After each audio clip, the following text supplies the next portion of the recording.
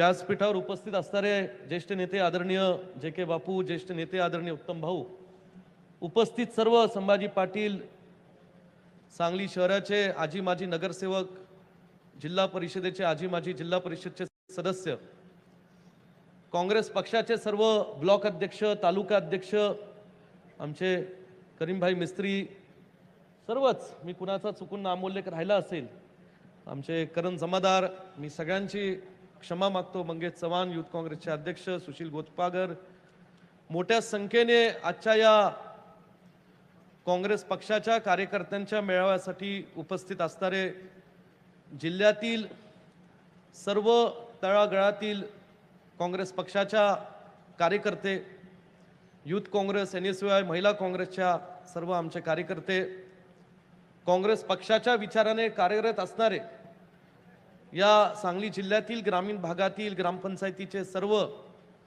सरपंच, ग्रामपंचायत सदस्य, वेगवेगळ्या सहकारी संस्थांचे प्रतिनिधी आणि उपस्थित सर्व पत्रकार, वृत्तवाहिन्यांचे प्रतिनिधी आणि बंधू भगिनींनो, सांगली जिल्ह्याच्या या पवित्र भूमीमध्ये सांगली जिल्ह्याच्या काँग्रेस पक्षाच्या हा विचारांचा वारसा जपसणाऱ्या या पवित्र भूमीमध्ये आज आदरणीय नाना पटोले साहेब, आदरणीय पृथ्वीराज चव्हाण साहेब, आदरणीय थोरात साहेब हे खास आपल्या काँग्रेस पक्षाच्या कार्यकर्त्यांना मार्गदर्शनासाठी इथे उपस्थित राहिलेत. जिल्ह्याचा काँग्रेस पक्षाचा कार्यकर्ता आणि आमदार या नात्याने मी आपल्या तिन्ही नेत्यांचं मनापासून इथे स्वागत करतो. सांगली जिल्ह्याचा इतिहास हा उपस्थित असणाऱ्या सर्व व्यासपीठावरील नेत्यांना आणि उपस्थित असणाऱ्या या सभेसाठी मोठ्या संख्येने असणाऱ्या सर्व कार्यकर्त्यांना ज्ञात आहे. स्वातंत्र्यापासून सांगली जिल्ह्याने नेहमीच काँग्रेस पक्षाच्या विचारधारेला बळ दिलेलं आहे. स्वातंत्र्य लढ्यामध्ये काँग्रेस पक्षाची विचारधारा स्वीकारून सांगली जिल्ह्यातील अनेक नेत्यांनी, अनेक स्वातंत्र्य सैनिकांनी, तळातील स्वातंत्र्य लढ्यामध्ये कार्यरत असणाऱ्या कार्यकर्त्यांनी काँग्रेस पक्षाच्या विचारधारेला मानून देशाच्या स्वातंत्र्य लढ्यामध्ये प्रचंड मोठं योगदान दिलेलं आहे. सांगली जिल्ह्याची ही भूमी ही स्वातंत्र्य सैनिकांची एक लढावी अशी भूमी आहे. क्रांतिसिंह नाना पाटील असतील, स्वर्गीय यशवंतराव चव्हाण यांची जन्मभूमी असणारी देवराष्ट्र गाव हे माझ्या मतदारसंघातलं, स्वर्गीय वसंतदादा यांची जन्मभूमी, कर्मभूमी, आणि तदनंतर काँग्रेस पक्षाच्या विचारातून ज्यांनी सांगलीच्या मातीतून महाराष्ट्रामध्ये काम केलं, ते शिक्षण क्षेत्रात असेल, सहकार क्षेत्रात असेल, समाजकारण असेल, राजकारण असेल, अशा अनेक नेत्यांचं, त्यात स्वर्गीय शिवाजीराव देशमुख साहेब असतील, स्वर्गीय पतंगरावजी कदम साहेब असतील, आणि काही काळ स्वर्गीय R.R. पाटील साहेब असतील, असे अनेक नेते मंडळी, स्वर्गीय राजाराम बापूंचाही आवर्जून उल्लेख करावा लागेल, नाही तर पत्रकार तोडीच बातमी छापतील, स्वर्गीय राजाराम बापूंचा उल्लेख केला नाही. जे थोर हुतात्मे व्यक्ती आहेत, ज्यांनी ज्यांनी सांगलीच्या मातीतून जनतेचा आशीर्वाद घेऊन महाराष्ट्रात मोठं योगदान दिलं, जी आमच्यामध्ये आज नाहीत, अशा सर्वच लोकांचा आम्हाला तरुण पिढीला मनापासून आदर आहे. सांगली जिल्ह्यातल्या प्रत्येक कार्यकर्त्याला अशा एक वैचारिक दूरदृष्ट असणाऱ्या सर्व ज्येष्ठ नेत्यांचा मनापासून आदर राहिलेला आहे. तोच विचारांचा वारसा घेऊन, तोच आदर्श डोळ्यासमोर ठेवून आम्ही सगळे काँग्रेस पक्षाचे कार्यकर्ते गेल्या अनेक वर्षांपासून या जिल्ह्यामध्ये काँग्रेस कशी मजबूत होईल, काँग्रेस कशी वाढेल, ह्याच्यासाठी सातत्याने आम्ही प्रयत्न करत आहोत. तसं पाहता सन 2014 मध्ये देशात दुर्दैवाने आपली सत्ता काँग्रेस पक्षाच्या विचाराची असणारी सत्ता गेली, भाजपची सत्ता आली. त्या काळात सुद्धा त्यांनी अनेक वचनं दिली, लोकांची दिशाभूल केली, मी म्हणेल जनतेला फसवलं आणि तात्पुरतं राजकीय स्वार्थ साधून घेतला आणि भाजपचं सरकार त्यांनी केंद्रात आणलं। सन 2014 ते 19 काय काय घडलं? नोटबंदी झाली, जीएसटी जबरदस्तीने लादली, शेतकऱ्यांच्या बाबतीत अनेक हिताचे शेतकऱ्यांचे जे यूपीए सरकारने काँग्रेस पक्षाच्या सरकारने कायदे काढले होते ते कायदे त्यांनी बदलले, त्याच्यात अनेक या ठिकाणी बदल केले आणि या देशातल्या सर्वसामान्य लोकांना फसवण्याचं पिळण्याचं काम 14 ते 19च्या कालावधीत झालं। पुन्हा 19 मध्ये काही लोक फसले गेले, त्यांना वाटलं पुन्हा दुसऱ्यांदा संधी देऊयात आणि पुन्हा दुसऱ्यांदा चुकून ही संधी सत्ताधारी पक्षातल्या भाजपच्या नेत्यांना दिली आणि जे देशात कधी 75-80 वर्षात जे घडत नव्हतं ते दुर्दैवाने गेल्या 5 वर्षात सुद्धा आपल्या जनतेने पाहिलं। महागाई वाढली, बेरोजगारी वाढली, धर्मामध्ये जातीमध्ये जाणीवपूर्वक हा पेच कसा निर्माण करता येईल आणि त्याच्या पेच निर्माण केल्यानंतर त्याच्या जीवावर कसं राजकारण आपलं सिझेल हे सुद्धा कट कारस्थान गेल्या 5 वर्षाच्या कालावधीमध्ये सत्ताधारी पक्षातल्या नेत्यांकडून आपण करताना आपण पाहिलं। एकीकडे देशाच्या माध्यमातून सरकारच्या माध्यमातून वेगवेगळ्या यंत्रणेचा वापर करून लोकशाही संपवण्याचा प्रयत्न सुद्धा या सत्ताधारी पक्षातल्या काही नेत्यांनी केलात आणि दुसरीकडे लोकशाहीच्या माध्यमातून जे जनतेतनं निवडून आलेले आमदार आहेत, जे पक्ष आहेत, ते महाराष्ट्रामध्ये पक्ष फोडून या महाराष्ट्राच्या संस्कृतीला राजकारणाला गालबोट लागेल अशा पद्धतीचं सुद्धा अत्यंत चुकीचं आणि वाईट कृत्य करण्याचं काम हे गेल्या 5 वर्षामध्ये आपण पाहिलं। एकीकडे जनता ही त्रासवलेली आहे आणि मोठ्या आशाने राहुलजी गांधी जे आमचे नेते हे कन्याकुमारी पासून काश्मीर पर्यंत 3500 किलोमीटर पायी चालत लोकांच्या भावना, शेतकऱ्यांच्या, माता भगिनींच्या, तरुण पिढीच्या, सर्व थरातील आमच्या लोकांच्या जनतेच्या भावना समजून घेऊन पायी चालत होते। त्यावेळी जेव्हा पदयात्रा ही महाराष्ट्रात नांदेडमध्ये आली, बुलढाणापर्यंत गेली, त्यावेळेस आमच्यावर प्रदेश काँग्रेस कमिटीने जबाबदारी सोपवली आणि हिंगोलीमध्ये या महाराष्ट्रामध्ये असं कधीचित घडलं असेल की सांगली जिल्ह्यातून हिंगोलीपर्यंत तब्बल 10 ते 15 हजार आमचे काँग्रेसचे पक्षाचे कार्यकर्ते त्या ठिकाणी राहुलजींच्या या भारत जोडो यात्रेला समर्थन देण्याकरता, त्यांना प्रेरणा देण्याकरता त्या ठिकाणी उपस्थित राहिले। दुसरीकडे आज आमचे नेते या ठिकाणी पायी चालतायत, आज सत्ताधारी पक्षाला अंगावर घेतायत, त्यांच्यावर सुद्धा केंद्रीय यंत्रणेचा गैरवापर करून केला। ज्या गांधी कुटुंबाने या देशासाठी त्याग दिलं, बलिदान केलं, अशाही गांधी कुटुंबातल्या सदस्यांना केंद्रीय यंत्रणेचा गैरवापर करून पायी चालत नेऊन या ठिकाणी त्यांची सखोल चौकशी केली। कशासाठी? म्हणजे सत्तेचा गैरवापर किती मोठ्या प्रमाणात चालू आहे। आज या ठिकाणी लोकशाहीसाठी लढणाऱ्या नेत्यांचा आम्ही सत्तेत आहोत म्हणून आम्ही विरोधी पक्ष ठेवणार नाही, विरोधी पक्षातले खासदार 100-150 खासदार आम्ही सस्पेंड करू, पण लोकसभेमध्ये आम्ही दुसऱ्या पक्षांचं ऐकणार नाही, हे सुद्धा आज आपण या ठिकाणी दुर्दैवाने आज पाहतोय। हे किती देशाच्या राजकारणाला आणि देशाच्या स्वातंत्र्य लढ्यासाठी लढणाऱ्या महात्माजी गांधी असतील, पंडित नेहरू असतील, ज्यांनी संविधान दिलं, लोकशाही या देशाची बळकट केली, असे परमपूज्य भारतरत्न बाबासाहेब आंबेडकरांना सुद्धा आज स्वर्गामध्ये बसून कुठेतरी वाईट वाटत असेल की देशामध्ये आज आपल्या भारतामध्ये ज्याच्या मूल्यांसाठी आपण लढलो त्या देशामध्ये काय चाललंय, त्या महाराष्ट्रात काय चाललंय। एकीकडे ही बाजू देशात आहे आणि दुसरीकडे सांगली जिल्ह्याची काँग्रेस पक्षाची परंपरा आहे। मी मगाशी सांगितलं आमच्यावर स्वर्गीय यशवंतराव चव्हाण साहेबांचा विचारांचा वारसा आहे, स्वर्गीय वसंतदादांनी सुद्धा या जिल्ह्यातून महाराष्ट्रामध्ये देशामध्ये मोठं काम केलं।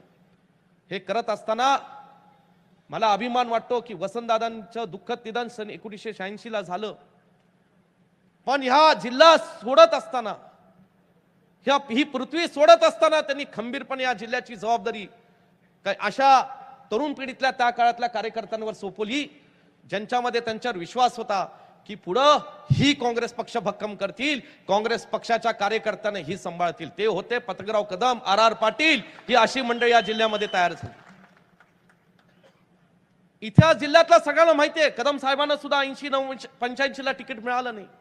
त्या काळातल्या त्या परिस्थितीतली काय अडचणी होत्या कार्यकर्ते म्हणून निष्ठा कशाला म्हणायची की जेव्हा अडचण निर्माण होती त्या कार्यकर्त्यांनी जर खरंच नेत्यावर प्रेम असेल, विचारधारेवर प्रेम असेल, निष्ठा असेल, तर त्यांनी ती अडचण समजून घेतली पाहिजे. घेतली. 1990च्या दशकामध्ये काँग्रेस पक्षाच्या विचारातून आपण या ठिकाणी काम करायला लागलो.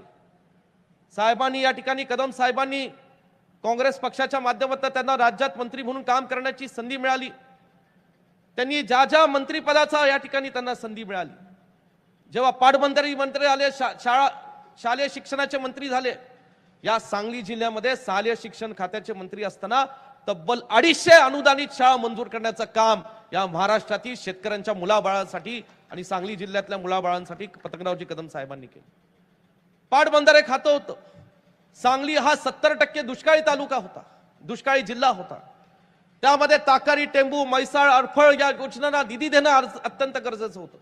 त्याचा आराखडा हा तयार करणं अत्यंत गरजेचं होतं. आणि त्याच्यामध्ये जीव ओतून या अशा कदम साहेब असतील, स्वर्गीय RR पाटील असतील, स्वर्गीय अनिल भाऊ असतील, अशा अनेक लोकांचा मला आवर्जून उल्लेख करता येईल. तरी जीव ओतून या ठिकाणी काम केलं आणि या दुष्काळी पट्ट्याला कसं पाणी मिळेल, कसा राज्याच्या तिजोरीतनं निधी उपलब्ध होईल, ह्याच्यासाठी अहोरात्र प्रयत्न केले. आज एकेकाळी ज्या दुष्काळी तालुक्यांमध्ये या ठिकाणी कुसळ पाहायला मिळत नव्हती लोकांना, त्याच ठिकाणी आज आमचे शेतकरी कष्टाने आणि अभिमानाने ऊसाचं पीक करतायत आणि या ठिकाणी अनेक पिकं करतायत. ह्याचा मनापासून अभिमान आम्हाला वाटतो. ही पेरणी ही त्या मध्यंतरीच्या काळात स्वर्गीय वसंतदादांच्या निधनानंतर ही पतंगरावजी कदम साहेबांनी आणि त्यांच्या अनेक राज्यातल्या आणि जिल्ह्यातल्या सहकार्यांनी काँग्रेस पक्षाच्या आमदारांनी केली. स्वर्गीय हफीजभाई असतील, स्वर्गीय उमाजीराव सनमडीकर असतील, अशा अनेक लोकांचा, स्वर्गीय मदन भाऊ काही काळ काँग्रेसमध्ये अत्यंत त्यांनी मक्कमपणे काम केले. अशी अनेक मंडळी या जिल्ह्यामध्ये कार्यरत होते. प्रत्येक जण आपापल्या विधानसभेत आपापल्या क्षेत्रामध्ये काम करत होते. परंतु या सगळ्यांना आदर होता पतंगरावजी कदम साहेबांचा. येईल ते काम करायचं, प्रशासकीय इमारत असेल, जिल्ह्यासाठी जे काय असेल ते निधी उपलब्ध करून द्यायचा, ही भूमिका पतंगरावजी कदम साहेबांची ठोसपणे होती. गेल्या 5 वर्षात पटोले साहेब आम्हा सांगली जिल्ह्यातील कार्यकर्त्यांवर फार मोठे आघात झाले. एक एक करून आमच्या काँग्रेस पक्षाच्या विचाराची या ठिकाणी सांभाळ करणारे, तो काँग्रेस पक्ष वाढवणारे जी काही नेते, ज्येष्ठ नेते मंडळी होती, ती आमच्यातनं दुर्दैवाने निघून गेली. जसं आम्हा कदम कुटुंबातले सदस्य असेल, इतर कुठल्या मदन भाऊंच्या कुटुंबातले सदस्य असतील, स्वर्गीय RR आबांच्या कुटुंबातले सदस्य असतील, प्रत्येकाला वाईट वाटलं. पण आमच्या बरोबरीनेच या जिल्ह्यातल्या लोकांना तेवढंच वाईट वाटलं, तेवढंच मोठं दुःख वाटलं. आणि म्हणून आमच्या तरुण पिढीवर एक जबाबदारी आली की आता जिल्ह्याची काँग्रेस पक्षाची जबाबदारी तुम्ही सांभाळायची. तुम्ही या ठिकाणी काँग्रेस पक्ष बळकट करायचा, वाढवायचा. मला सांगायचंय की देशात आणि राज्यात सन 2019 पासून ते 24 पर्यंत काही काळ सत्ता होती, काही काळ नव्हती. केंद्रात आपली सत्ता नव्हती 14 ते 24 पर्यंत. या सगळ्या परिस्थितीमध्ये प्रत्येक येईल त्या आव्हान स्वीकारत, येईल त्या परिस्थितीला संघर्ष देत आम्ही सगळ्या मंडळींनी, तरुण पिढीने जिल्ह्याची जबाबदारी घेतली. मी असेल, विक्रम असतील, पृथ्वीराज असतील, जयश्री वहिनी असतील, विशाल असतील, आम्ही सगळ्यांनी ती जबाबदारी खंबीरपणे स्वीकारली. खरं सांगायचं म्हणलं, ही जबाबदारी पार पडत असताना अनेक गोष्टींचं आक्रमण आमच्यावर झालं. कधी विरोधी पक्षाच्या नेत्यांकडून झालं, कधी मित्र पक्षाच्या नेत्यांकडून झालं, पण हे सगळं आम्ही सहन केलं. कारण काँग्रेस पक्षाचा कार्यकर्ता म्हणून आम्हाला लोक ही सांभाळत होते. जनता आमच्या पाठीशी होती, कार्यकर्ता आमच्या पाठीशी खंबीरपणे उभा राहिला. त्याच्या ताकदीवर आणि त्याच्या बळावर आम्ही या जिल्ह्यामध्ये काँग्रेस पक्षाचं काम हे टिकवू शकलो, वाढवू शकलो. आपल्याला आठवतं 5 वर्षाच्या कालावधीमध्ये आम्ही काय काय, प्रदेशचा असो, AICCचा असो, प्रत्येक कार्यक्रम आम्ही राबवला. येईल त्या कार्यक्रमासाठी लागेल ती यंत्रणा ती स्वतः या ठिकाणी जीवाचा राम करून मी त्याच्या जातीने लक्ष घातलं. कुठल्याही कार्यकर्त्याला कुठली कमी या ठिकाणी भासवेल अशी काही भूमिका आम्ही घेतली नाही. कर्नाटकाचे मुख्यमंत्री सिद्धरामय्या साहेब आमचे धनगर समाजाचे सर्वसामान्य कुटुंबातले ज्येष्ठ नेते मुख्यमंत्री झाले. त्यांचा पहिला सत्काराचा मान तुम्हीच सगळ्या नेत्यांनी मला दिला. आणि अवघ्या 5 दिवसात, फक्त 5 दिवसात जवळजवळ 40,000 लोकांचा, धनगर समाजातल्या लोकांचा, आमचा कार्यकर्त्यांचा काँग्रेस पक्षाचा मेळावा या ठिकाणी आम्ही आयोजित केला. उत्स्फूर्त असा प्रतिसाद जनतेकडून आम्हाला मिळाला. मध्ये पुन्हा आम्ही जिल्ह्यामध्ये एक संवाद यात्रा काढली, जनसंवाद यात्रा. जवळजवळ 200 किलोमीटर आम्ही पायी चाललो. प्रत्येक तालुक्यात आम्ही जवळजवळ 25-30 किलोमीटर आम्ही पायी चालवत. त्याला सुद्धा साक्षीदार ही सगळी कार्यकर्ते आहेत. ही कार्यकर्ते आमच्या खांद्याला खांदा लावून चालवत होती, म्हणून आम्ही जिल्ह्यातले सुद्धा तरुण कार्यकर्ते आणि नेते मंडळी चालवत होतो. तो कार्यक्रम आम्ही चांगला राबवला.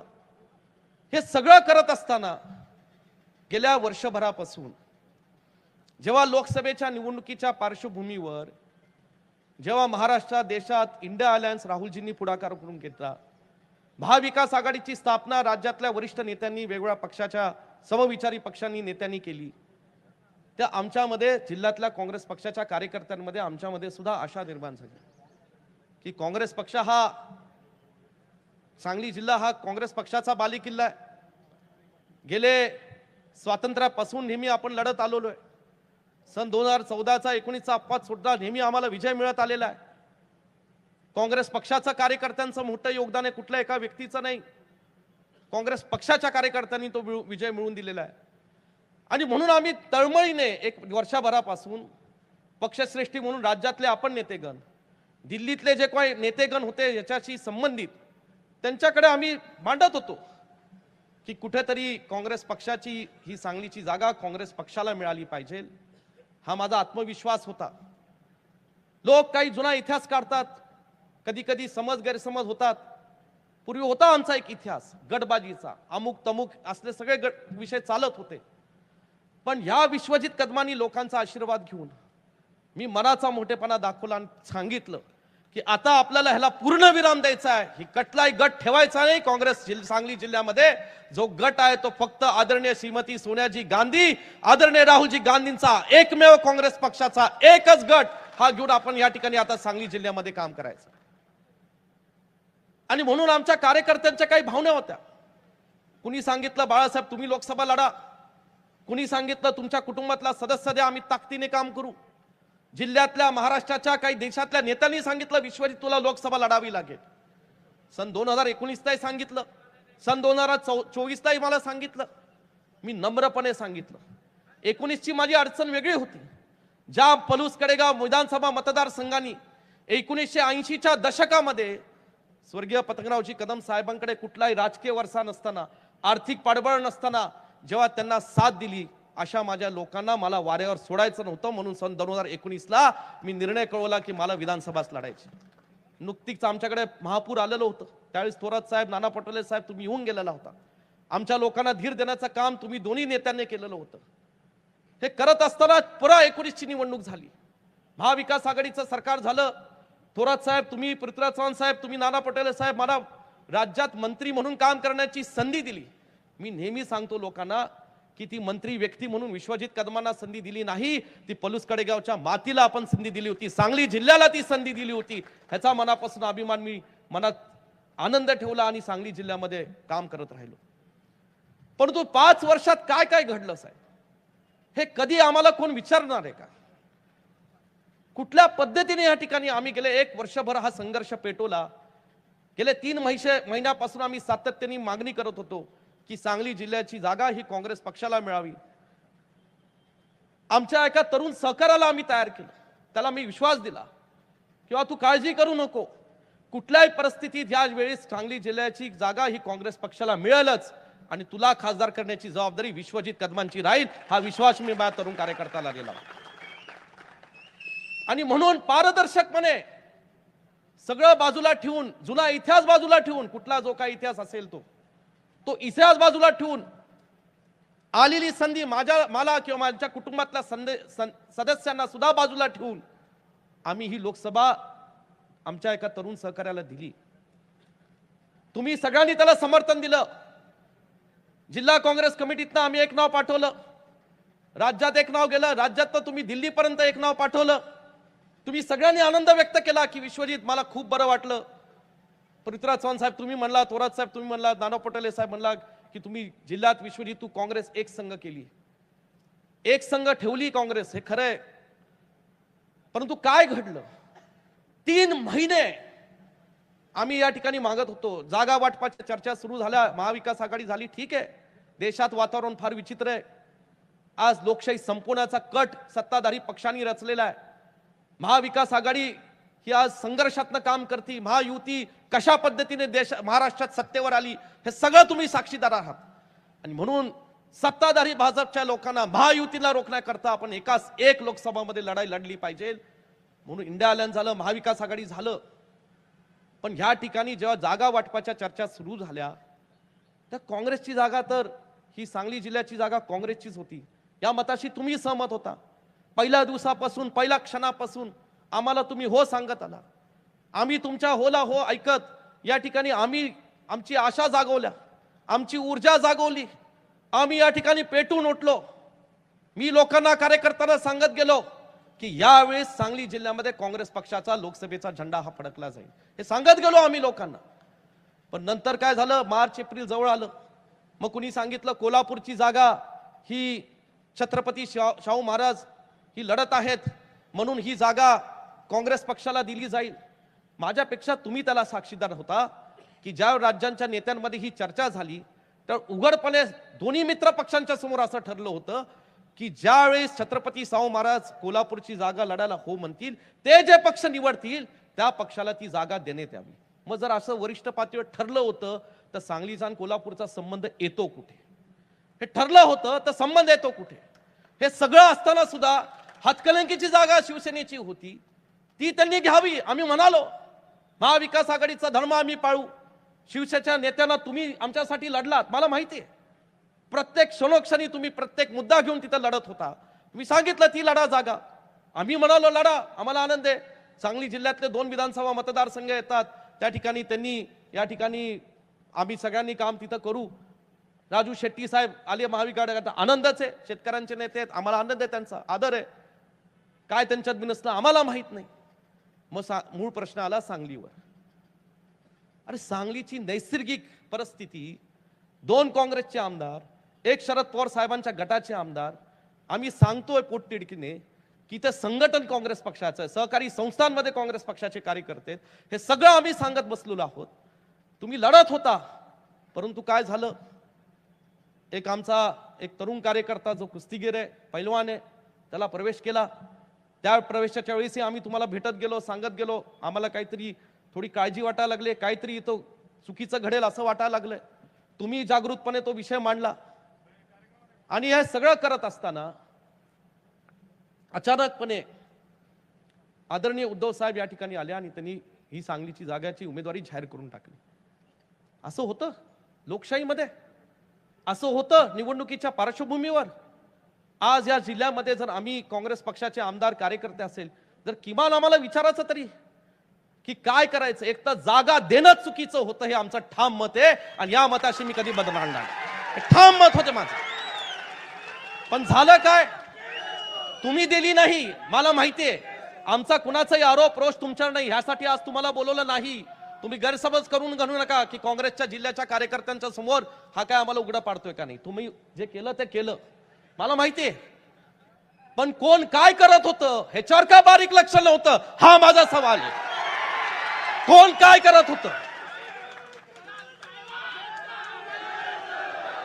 कुती या आमच्या जिल्ह्याच्या राजकारणामध्ये, साहेब आज मी बोलतो उघडपणे, आमच्या सांगली जिल्ह्याच्या राजकारणामध्ये आमचं सुदैव म्हणा की आम्हाला वसंतदादा पतंगरावजी कदम साहेबांचा वारसा मिळाला, पण आमचं एक दुर्दैव पण आहे। काय करायचं, कधी कधी म्हणतात मनासारखं होत नसेल तर दृष्ट लागते। मला आमच्या जिल्ह्याला दृष्ट लागली, विश्वजित कदम आणि या जिल्ह्यातले काही तरुण नेते एकत्र आले त्याला दृष्ट लागली। परंतु एक मला आज सांगायचंय की या जिल्ह्यामध्ये ज्यांनी दृष्ट लावली ही दृष्ट काढता सुद्धा येते आणि ती दृष्ट काढण्याची जबाबदारी या पुढील काळामध्ये विश्वजित कदम एकटा घेईल। गेले 1 महिना जेव्हा ही जागा शिवसेनेने जाहीर केली, ठीक आहे, 1-2 मिनिटं मला बोलू द्या, मला बरंच भरायचं अजून, बरंच बोलायचं। 1 महिना ठीक आहे साहेब, मी म्हणतो आपण आमच्यासाठी लढला, दिल्लीपर्यंत आपण गेला, आदरणीय केसी वेणुगोपाल साहेब, आदरणीय रमेश चन्नेताला साहेब सगळे आमच्यासाठी लढलात तुम्ही, परंतु काय झालं मला माहित नाही। मला एवढंच सांगायचंय साहेब की आमच्या भावना समजून घेतल्या पाहिजे। त्यावेळी समजून घ्यायला पाहिजे होत्या, आज समजून घ्यायला पाहिजे. हे सगळं करत असताना आज ज्यावेळेस उमेदवारी जाहीर दिली तदनंतर सुद्धा मला राज्यातल्या देशातल्या काही नेत्यांनी आशा दिली, मला दिली की विश्वजित आपण प्रयत्न करू. ठीक आहे, त्यात प्रामाणिक प्रयत्न होता, कारण सांगली जिल्ह्याची जागा ही काँग्रेसची हे आपल्यालाही मनापासून वाटत होतं. आम्ही प्रयत्न, आपण तुम्ही सगळे आमच्याशी, मला माहिती आहे रात्री 12-1 वाजता नाना पटोले साहेब, थोरात साहेब मला नागपूरमध्ये बोलले, 1 वाजता थकलेले होते. 1 ते 2 आम्ही त्यांना जागा ठेवलं, आमचं म्हणणं मांडलं. दिल्लीमध्ये आम्ही रात्री भेटलो नेत्यांना, प्रत्येक ठिकाणी माझ्या तरुण सहकार्याला मी बरोबर घेऊन गेलो, जयश्री वहिनींना सोबत घेऊन गेलो. सगळीकडे मी पारदर्शकपणे गल्ली टू दिल्ली ह्या वेळेस हे गडबाजी थांबून मी माझ्या तरुण सहकार्यासाठी तिकिटासाठी प्रामाणिक काम केलं. हे कुणी नाकारू शकत नाही. हे करत असताना काय झालं मला कळत नाही. परत या ठिकाणी शेवटी आम्हाला सांगण्यात आलं की उमेदवारी कठीण आहे, अडचणीत आहे. जे एकतर्फी उमेदवारी देण्यात आली, मी ठाम भूमिका घेतली. एकतर्फी कसं, काँग्रेस पक्षाची जागा आहे, काँग्रेस पक्षाने महाविकास आघाडीने ही एकत्रित उमेदवारी जाहीर करावी, मग आम्ही आदेश मानू, मग आम्ही निर्णय मानू. कारण शेवटी इंडिया महाविकास आघाडी हे देशाच्या लोकांच्या संरक्षणासाठी होतीये, लोकहितासाठी होते, हे सगळं मान्य आहे. पण तोही निर्णय एकत्रितपणे जाहीर केला. अस्वस्थता झाली आमच्या सगळ्यांमध्ये की काय करायचं. आज तुम्ही इथं आलेला आहात, वेळात वेळ काढू काँग्रेस पक्षाच्या कार्यकर्त्यांना आपण मार्गदर्शन द्याल, दिशा द्याल. परंतु मला एकच सांगायचंय साहेब, खरं सांगायचं की फार ताकदीने, तळमळीने, पोट तिडकीने आम्ही ही जागा काँग्रेसला मिळेल याच्यासाठी मनापासून आम्ही प्रयत्न केला. मनापासून मी प्रयत्न केला, दिवस रात्र झटलो मी. कुणी मला ताने मारले मागच्या 1.5 महिन्यामध्ये, कशाला करतोय सुशुजित, तुलाच त्रास होईल, तुला काय हौस लागली का, तुझी उमेदवारी आहे का, तुझ्या घरातली उमेदवारी आहे का. असे अनेक लोकांनी काही गोष्टी मला या ठिकाणी सांगितल्या. मी म्हणलं नाही, मी जे लढत आहोत ते खात्याच्या पंजासाठी मी लढत आहोत, हे या ठिकाणी जिल्ह्यातल्या कार्यकर्त्यांना सांगितलं. खात्याच्या पंजासाठी. आणि मी काय चूक केली का, सगळ्यांना अंगावर घेतलं ना मी, कुणाकुणाचा वाईटपणा घेतला, जिल्ह्यातल्या नेत्यांचा घेतला, राज्यातल्या नेत्यांचा घेतला. 1.5 महिने माझा मला काय त्रास झालाय हे माझं मला माहिती, पण मी लढत राहिलो शेवटच्या क्षणापर्यंत. कारण माझे वडील सुद्धा वादळात दिवा लावून या ठिकाणी राजकारणात आले, आणि त्याच पद्धतीने येणारा काळ जर मला सुद्धा राजकारण करावं लागलं तर मी करायला सक्षम आहे.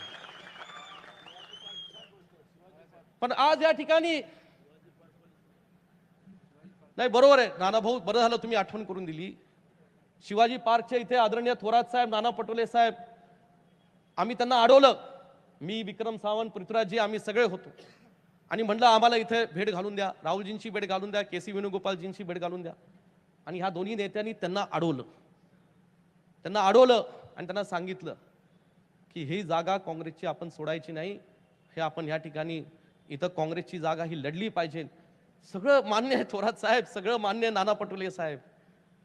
पण आज लोक कार्यकर्ते मला विचारतात शेवटी काय झालं, शेवटी काय झालं. हा,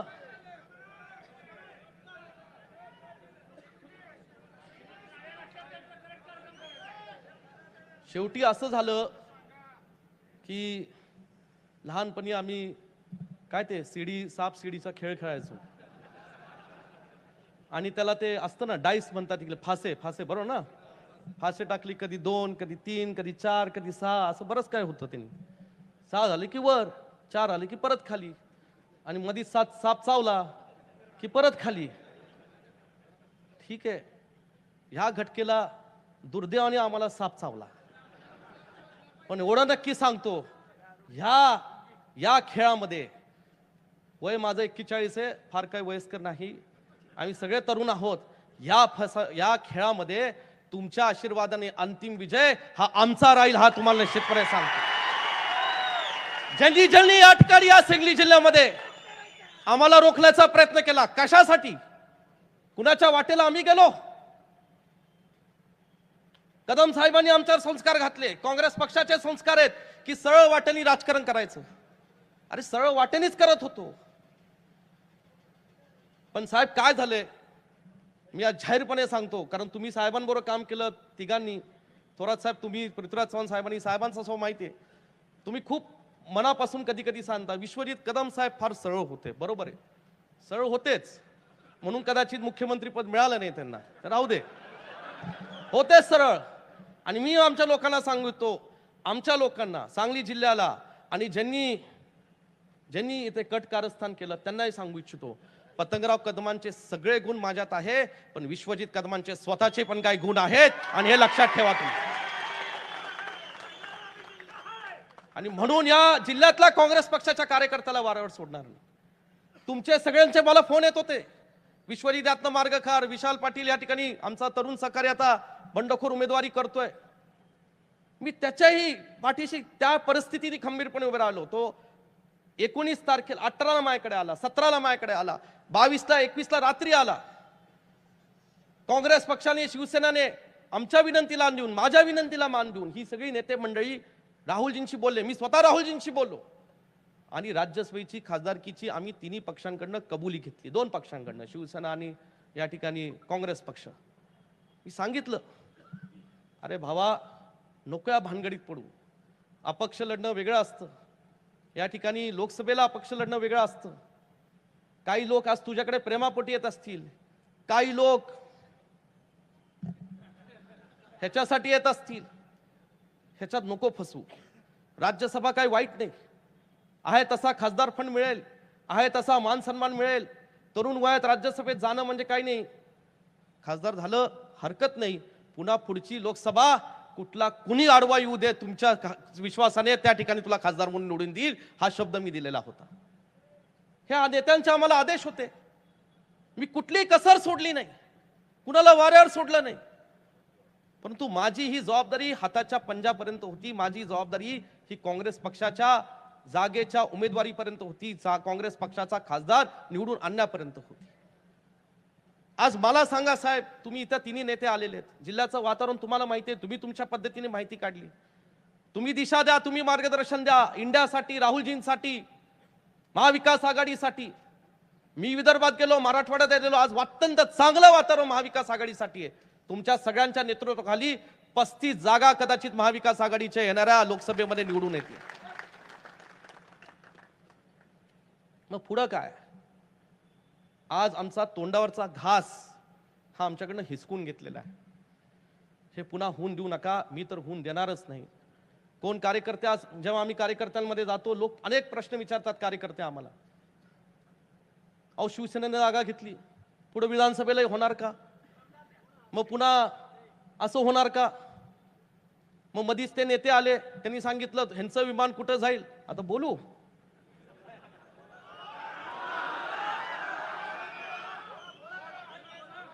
सांगली जिल्ह्याचं विमान हे छत्रपती शिवरायांच्या चरणी आहे, फुले शाहू आंबेडकरांच्या, अहिल्याबाई होळकरांच्या चरणी आहे. ते तिथनंच टेक ऑफ होईल आणि तिथंच लँड होईल.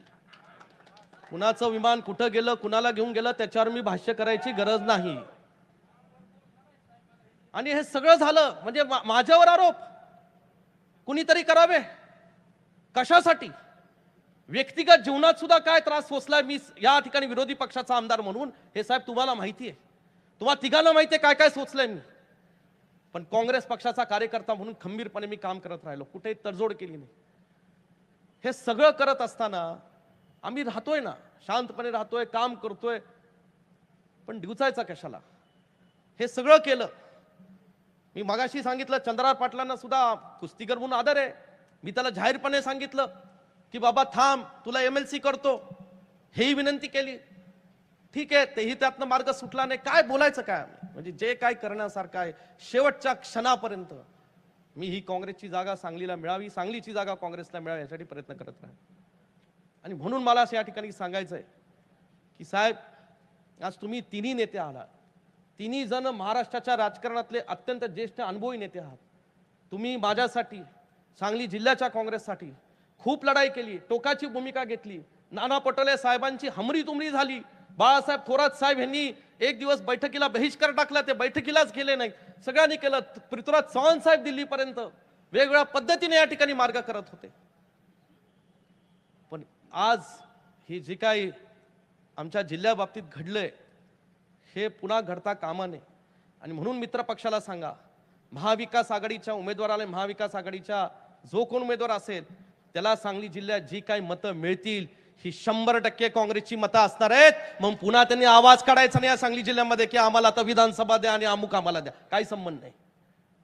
ही काँग्रेसची मतं असणार आहेत, काँग्रेसच्या कार्यकर्त्यांची मतं असणार आहेत. म्हणून आपण सगळ्यांनी येणाऱ्या काळात कसं आम्हा काँग्रेस पक्षाच्या आमदारांचं, कार्यकर्त्यांचं, तळागाळातील आमच्या नगरसेवकांच्या, जिल्हा परिषद सदस्यांचं संरक्षण करायचं ही जबाबदारी तुम्ही घ्या. मी एवढंच या ठिकाणी सांगतो. आज चुकून भावनावश होऊन मी काय बोललो असेल तर या ठिकाणी तुम्हा तिघांची माफी मागतो. त्याच्यासाठी आम्ही तुम्हाला बोलवलं नाही, पण जिल्ह्यातली वस्तुस्थिती काय, कार्यकर्त्यांची भावना काय हे तुम्हाला समजणं गरजेचं होतं. आणि म्हणून आता पुढे जे काय तुम्ही आदेश द्याल, कारण मला 3 दिवस भयानक दिल्लीच्या अनेक वरिष्ठ नेत्यांचे मला फोन आले, मी नाव घेऊ शकत नाही. या सगळ्या नेत्यांनी मला काय काय सांगितलं. अरे विदर्भात 5 जागा काँग्रेसच्या होत्या विश्वजित, तिथं जर मित्र पक्षांचे कार्यकर्ते आपल्यासाठी बिनशर्त या ठिकाणी पडले तर आता आपण काय त्यांना सांगायचं, ह्याला मी उत्तर देऊ शकलो नाही. हा व्यापक विचार हा राज्याचे नेते म्हणून, दिल्लीचे नेते म्हणून तुम्हाला महाराष्ट्रातला करावा लागेल, पण जिल्ह्याचा विचार करण्याची प्रथम जबाबदारी ही माझी. ही सगळी माणसं आमच्यावर आशेला धरून आहेत आणि म्हणून या ठिकाणी आज तुमची जिल्ह्यातला काँग्रेस पक्षाचा कार्यकर्ता म्हणून दिलगिरी व्यक्त करतो मी आज जाहीरपणे की आज आपल्या हक्काची जागा मिळू शकलो नाही. पण ह्याचा वचपा विश्वजित कदम येणाऱ्या काळामध्ये या सांगली जिल्ह्याच्या राजकारणामध्ये ज्यांनी हे सबस्क्राईब करा तिचा जागर न्यूज, शेजारी दिलेलं बेल आयकॉन म्हणजे घंटी दाबा, जेणेकरून तुम्हाला आमच्या साऱ्या अपडेट्स येत राहतील.